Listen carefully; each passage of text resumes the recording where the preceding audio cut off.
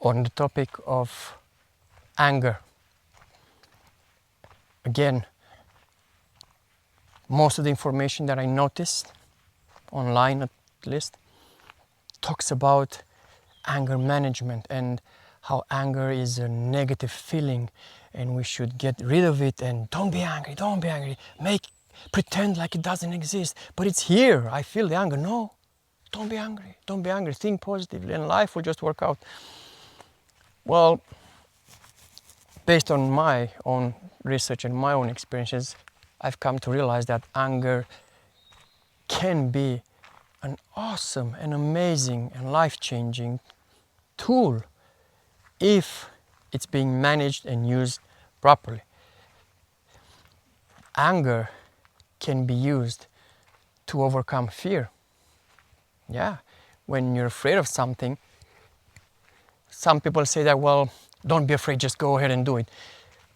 I think the most courageous people are the ones who embrace fear. They're fearful, they feel the fear, but they do it anyway. That's courage, in my opinion. Courage can overcome fear. But anger also overcomes fear. If you're angry about something, anger has more leverage, more power compared to fear. Of course, it depends on what kind of fear, but if you're angry enough, you can overcome pretty much any fear. While it will still be there, it will be suppressed and overwhelmed by your anger, which basically translates into courage. So I don't reject anger. I just mention the idea that we shouldn't let anger become too powerful and unmanageable to the extent where it manages us. We should manage anger. We should manage all our emotions, ideally, if possible. So if used properly and managed properly, anger can be just an amazing tool, a never-ending generator of courage. There is a big difference between anger and violence.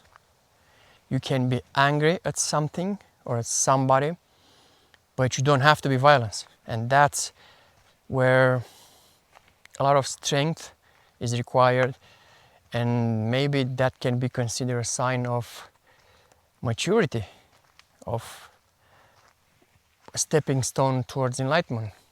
When you're angry, but you use that fire constructively, you don't let it overtake you, and you do not let it transform into violence. Unless violence is really needed, but ideally we shouldn't use it. So I have no problem with anger, as long as anger doesn't overtake me, which sometimes happens. But that's a process that we, or I in this case, can learn to slowly but surely overcome through time. It's just another type of energy, anger. And I don't think it should be considered negative or positive. It's just energy. Use it constructively, in a positive way, or use it negatively, in a negative way, destructive way, and reap the benefits.